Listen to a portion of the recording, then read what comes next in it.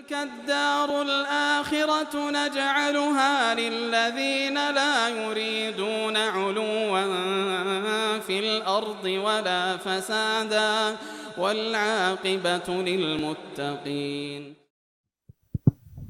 Bismillahirrahmanirrahim. Assalamualaikum warahmatullahi wabarakatuh. Waalaikumsalam warahmatullahi wabarakatuh. Nah, Ustadz, tadi dijelaskan tentang besarnya hal untuk berbakti kepada orang tua.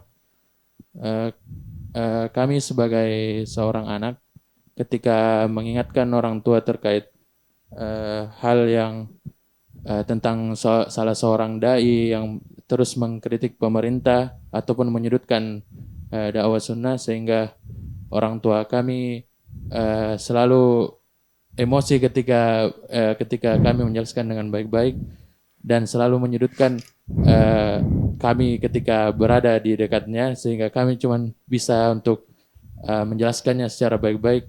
Terkadang ada hal kesal yang terasa di dalam hati, tetapi kami hanya bisa menahannya. Yang ingin saya minta, apa nasihat Ustadz dalam langkah-langkah untuk bisa menjelaskan dan menasihati orang tua di saat zaman yang seperti ini.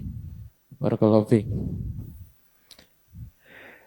Ya, barakallahu fiik. Yang pertama terkait dengan masalah nasihat ya. Nasihat memang harus disampaikan dengan cara yang lemah lembut. Terus orang perlu sabar dalam menasihati.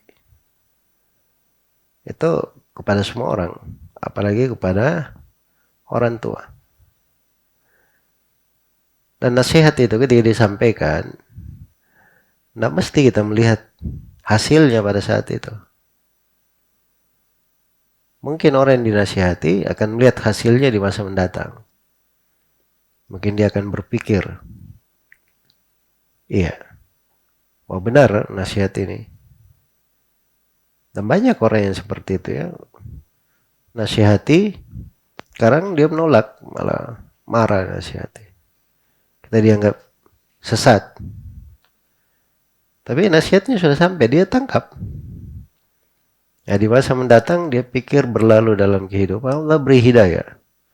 Rupanya benar dia dari kemarin itu yang dia bilang benar. Jelas ya? Karena itu kewajiban pokok kita ketika menyampaikan nasihat, kita ikhlaskan dari niat, itu yang pertama. Kemudian yang kedua, kita sampaikan nasihat itu sebagaimana mestinya.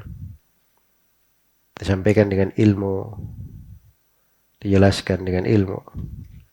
Iya. Kemudian yang ketiga, ketika seorang menyampaikan itu, dia hendaknya menyampaikan itu dipahami darinya bahwa dia ini tidak ada masalah sama orang.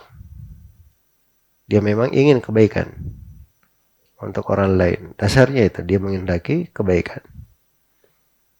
Selebihnya dia banyak berdoa kepada Allah. Mohon kepada Allah supaya orang yang dinasihati itu mendapat hidayah.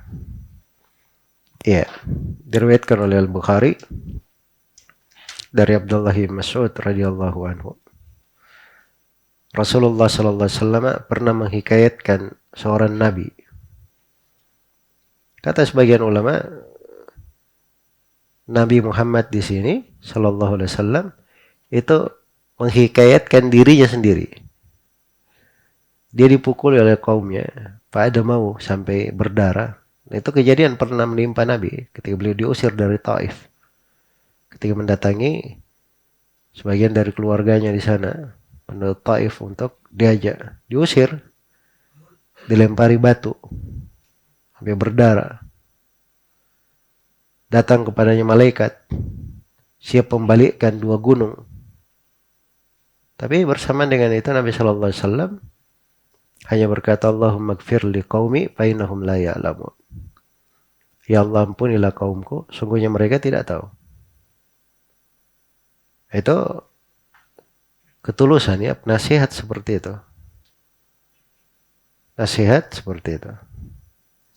Kalau ada perasaan kesal di hati, nah itu kadang ada hal yang sifatnya tabiat ya, manusia. Tapi ada hal yang kadang sesuatu di hati itu ketika muncul seperti itu, nah itu mungkin kita perlu membenahi diri juga.